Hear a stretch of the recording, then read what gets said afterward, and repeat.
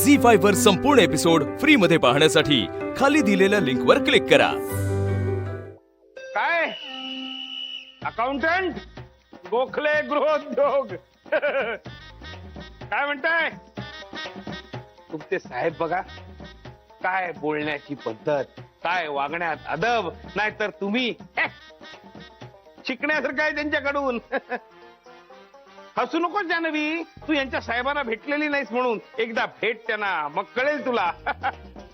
आणि काय हो म्हणे, आता तुम्हाला अकाउंटंट वरनं काढून पिऊन केलंय, मग तुमचे अकाउंट कोण पाहतं? का दोन्ही तुम्हीच पाहता?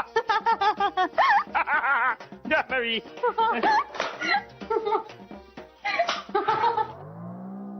खूप ओव्हर ऍक्टिंग होतीये का?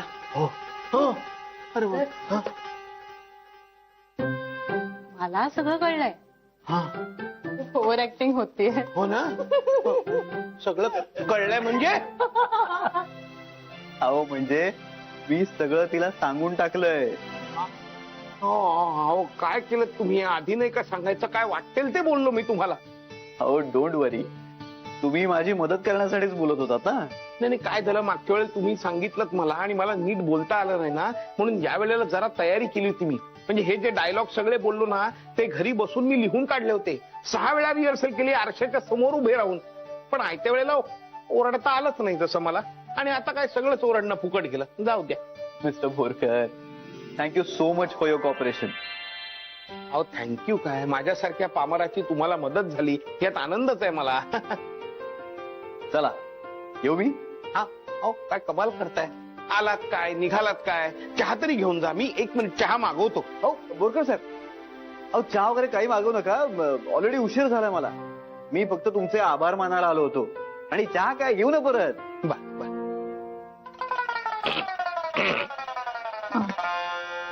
मोठा माणूस बाय म्हणाला 5 वेळा. आई, अगं काय हे? कशाला त्या मूर्ख माणसाचा एवढा विचार करतेस? त्याचा नाही ग, आपल्या अकाउंटंटचा. त्याचं काय? त्याला ना एकदा तंबी दिलीच पाहिजे. श्रीच्या कानावर घातलं पाहिजे एकदा. त्याला दिलेल्या निरोपाबद्दल ती मुलगी खोटं बोलली. तिचा हा नवरा आपल्या ऑफिसमध्ये जाऊन तमाशा काय करतो, आणि त्याची हिंमत तरी बघ, इथं पण आला. लायकी दाखवली त्यांनी स्वतःची. पैसे ऑफर करत होता आपल्याला त्या अकाउंटंटला काढण्यासाठी. किती निर्लज्ज माणूस आहे तो. याबद्दल ना काहीतरी केलं पाहिजे. ही नसती झेंगट निर्माण करणारी माणसं नकोच आपल्या आयुष्यात. हॅलो. अगं बाई, आला हा. ये श्री, 100 वर्ष आयुष्य तुला. आता आम्ही तुझ्याच बद्दल बोलत होतो. आजी, गुरुजींनी प्रसाद दिला तुझ्यासाठी. नीट दर्शन झालं ना? हो.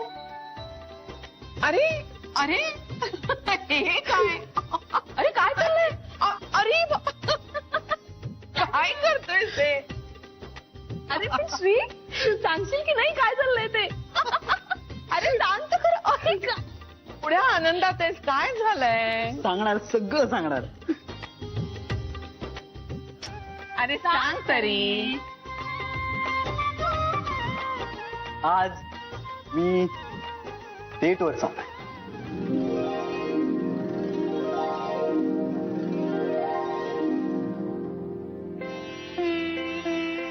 हा डेटवर जातोय असं म्हणाला आहे? हो, मी डेटच ऐकलं. अगं बाई, किती दिवसांनी एवढा आनंदात पाहिलं याला. मी सांगून येते ना सगळ्यांना. बघ बाई, त्या अकाउंटंट बद्दल सांगायचंच राहून गेलं याला. नंतर सांगते. त्याच्या आनंदावर विरजण नको. श्रीना, श्रीना, श्रीना, डेटवर चाललाय. श्री म्हणाला असं? हो. खरं सांगता ना बेबी वंश? हो ग. तिच्या बरोबरच चाललाय ना? हो ना. बेबी वंश, मी किंचाळले खरी, पण डेट म्हणजे काय? पण खरं सांगू, खूप छान आहे तो. त्याच्याशी ना असं बोलत राहावं असं वाटतं. आणि बाळ्या प्रे, तो किती पॉझिटिव्ह आहे माहितीये. खूप मस्त समजून घेतो आणि रिस्पेक्टफुली वागवतो. काय झालं असं का बघताय? तुला हा जो आतून काही सगळा आनंद झालेला आहे ना, तो तुझ्या चेहऱ्यावर, वागण्या बोलण्यात सगळीकडे दिसतोय बरं का. आणि मला तू अशीच दिसायला हवीस आयुष्यभर. बाबा श्री पण हेच बोलतो. मला म्हणतो हसताना बरी दिसतेस, हसत का नाही? त्यांनी मला ऍडमिट केलं होतं ना, तेव्हा तर तो मला सतत हसवायचा आणि वर काय म्हणायचा, मी माझं बिल कमी करतोय. तर योगायोगाने आपण कुठेतरी बाहेर भेटावं. तर मलाच विचारतो, तू पाठलाग करतेस का माझा?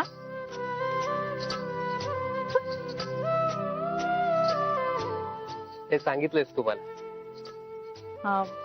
हे पण सांगितलंय. 6 वेळा. माझं तुझ्याकडे एक महत्वाचं काम आहे. बापरे श्री, म्हणजे तू मला पुन्हा पुन्हा कुठलाही धक्का वगैरे देणार नाहीये मी, म्हणजे होपफुली श्री एका तासात बसतो. Okay bye. बाय.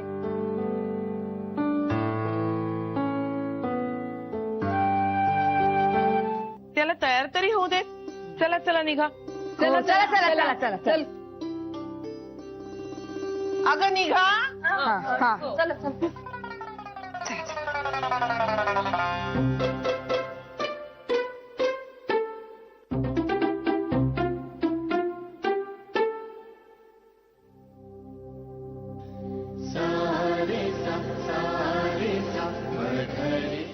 हे सांगितलंयस तू मला. बाबा हम्म. बाबा हम्म. सांगा ना कुठला घालू? काय आता मी काय सांगू. हा बघ, हा घाल. हा छान आहे. नाही हा नको नको. हा नको. बर. मग हा बघ, हा छान दिसेल तुला. खूप वेळा घातलाय तो. या घरामध्ये हा प्रश्न तुला विचारला का मी कधी? या घरातून मी कधी कुठे नट्टापट्टा करून गेले का? ती बाहेर चालली, तिला जाऊ दे. मी काय अडवत नाहीये तिला. आई म्हणून फक्त विचारलं कुठे चालली. आई मी श्रीला भेटायला चालले. असंच. जानू हे काही तुझं बरोबर नाही. अगं त्याच्याचमुळे एवढं सगळं रामायण घडलं ना. लोक काय म्हणतील हे बरं दिसत नाही ग जानू. तू जा, तिचं ऐकत नको राहू, जातो. मला काय, आई म्हणून मला सांगावं असं वाटलं मी ते सांगितलं. उद्या 4 लोक माझ्याच तोंडात शेण घालतील आई म्हणून. सावत्राईने पोरीला नीट वळण लावलं नाही म्हणून ती वाया गेली. आणि किती लोकांची तोंडे धरणार तुम्ही? चांगलं ठरलेलं लग्न मोडलं. नाही, ठरलेलं लग्न मोडलं हे चांगलं झालं. तुम्ही गप्पा बसावं. तुम्ही दोघंही गप्पा बसा आणि तिचं तर भांडू नका.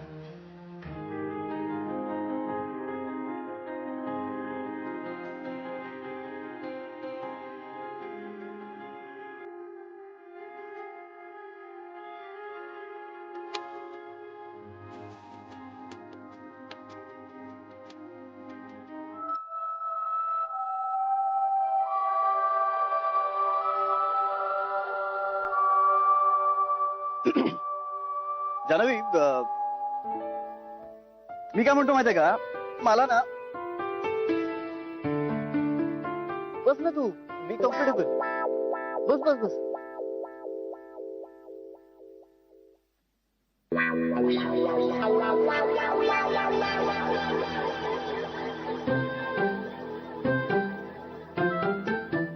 वा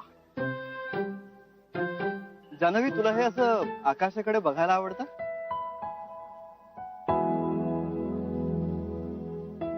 मुंबईत आकाश दिसतं? माझ्या बंगल्याच्या गच्चीतनं तर दिसत. मी रोज असा तासन तास आकाशाकडे बघत बसतो.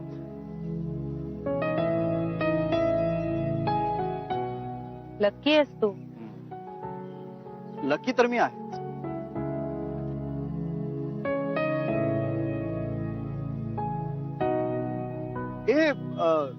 तू पण असं पडून बघ ना, मस्त वाटतं. बघ बघ. नाही नको, राहू दे. मला लाज वाटते. लाजायचं का तर? ठीक आहे.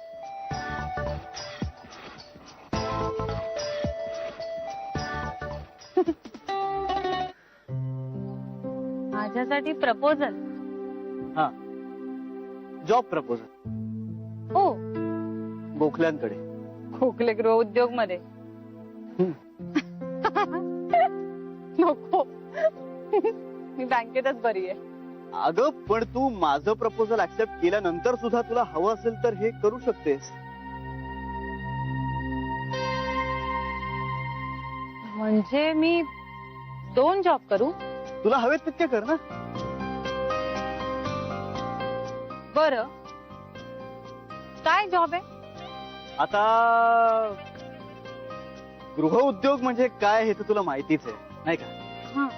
म्हणजे बघा गृह उद्योग म्हणजे घरातले बाहेरचे असे सगळे उद्योग. अरे उद्योग म्हणजे नक्की काय? आता उद्योग म्हणजे सगळंच ग. म्हणजे कंपनी कंपनी तर माहिती ना तुला. ए पण पार्ट टाइम जॉब ना आणि वर्किंग आवर्स किती असतील? हा या बाबतीत मला अजिबात कॉम्प्रोमाइज चालणार नाही. म्हणजे तुझे वर्किंग आवर्स 24 तास. 24 तास?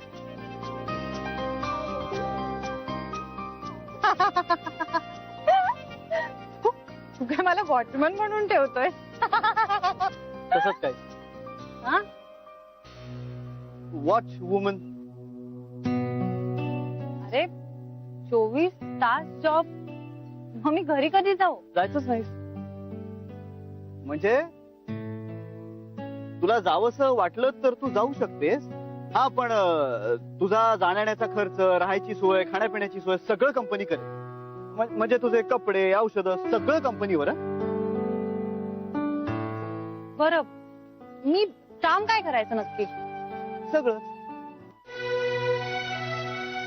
हा. पगार किती असेल? 50-50. 50,000? वाव हे छान डील आहे. पण 24 तास म्हणजे जरा जास्त होतात रे. बाबांशी बोलायला हवं मला. अर्थात बाबांशी बोलच तू. म्हणजे इनफॅक्ट आपण दोघांनी आपापल्या घरी बोललंच पाहिजे ना. आणि तुझा पगार काही 50,000 नसणार आहे. मला जेवढे मिळतील ना त्याच्या 50% असेल. कळलं? पार्टनरशिप ऑफर करतोय तू मला? हा आता तसं तू म्हणू शकतेस. श्री मला काय इन्व्हेस्ट करावं लागेल? काहीच नाही. म्हणजे तू फक्त असायचंस माझ्या कंपनीत.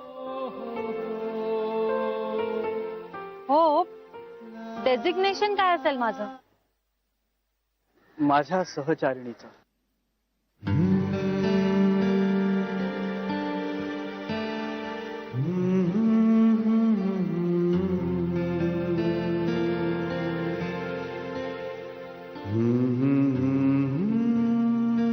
विधात्याने सृष्टी निर्माण केली आणि त्यांनी जीवाचे 2 तुकडे केले. एक राधा आणि एक कृष्ण. राधा आणि कृष्ण युगानुयुग एकमेकांसमोर येत गेले, एकमेकांना भेटत गेले, एकमेकांबरोबर पूर्ण होत गेले. तू माझ्या स्वप्नात होतीस, मनात होतीस, आत्म्यात होतीस, फक्त माझ्या समोर नव्हतीस. आणि मी तुलाच शोधत होतो. कधीपासून माहित नाही, पण तू मला कळत गेलीस आणि जाणवत गेलं की तू माझ्या जीवाचा अर्धा तुकडा आहेस. तू माझी राधा आहेस, माझं प्रेम आहेस, माझं सर्वस्व आहेस. माझी अर्धांगिनी बनून मला पूर्णत्वाला पोचण्याचं सौभाग्य देशील जान्हवी. माझी लाईफ पार्टनर होशील. तू मला मी तुला.